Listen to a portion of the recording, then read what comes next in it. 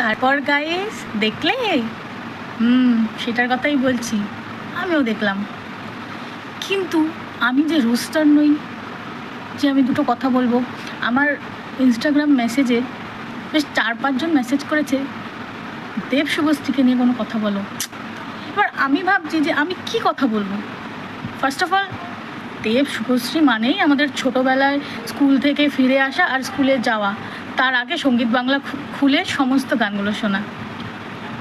তো দেব শুভশ্রী মানে আমাদের কাছে লাইক নস্টালজিয়া, মানে ওদের জুটিটা সবারই পাস থাকে, সবারই প্রেজেন্ট আছে, সবারই ফিউচার থাকবে।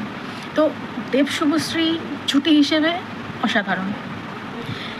এইবার তোমরা যেটা শুরু করেছো সেটা হলো যে দেখো, এখন দুজনেই টু বি অনেস্ট প্রফেশনাল।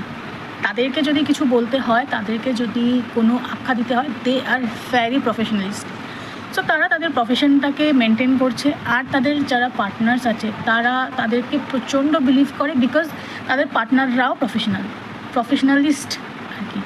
তো তাদের প্রফেশনালটাকে মেনটেন করছে। এখন যারা সোশ্যাল মিডিয়াতে আছে, যারা রিলস বানাচ্ছে, যারা সিনেমা করছে, যারা সিরিয়ালস করছে, সবার কিন্তু একটাই মোটিভ কি দর্শককে এন্টারটেন করা, দেন তারাও এন্টারটেন করছে।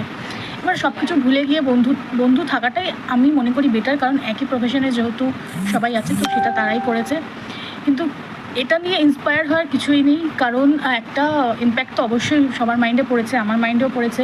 আমিও ভেবেছি আমার পাস্টের কথা, আশা করি তোমরাও ভেবেছো। কিন্তু আমাদের বিষয়টা সম্পূর্ণ আলাদা, কারণ আমরা আমাদের পাস্ট যারা আছে বা যে আছে তারা আমরা কেউ একসঙ্গে একই প্রফেশনালে বিলং করি না। তাছাড়া অনেকেরই এমন শেষ হয়েছে যে শেষটা অনেক খারাপ ছিল, অনেক না ঘুমানো রাত আছে। তো যাক, এগুলো ডিটেলসে বললাম না। তো দেব শুভশ্রীকে নিয়ে আমার বলার একটাই ওয়ার্ড, সেটা হলো প্রফেশনালিস্ট। এর বেশি কিছু আশা করো না, তো এর বেশি আর কিছু আশা করো না। ধূমকেতু দেখতে যাও, দারুণ মুভি।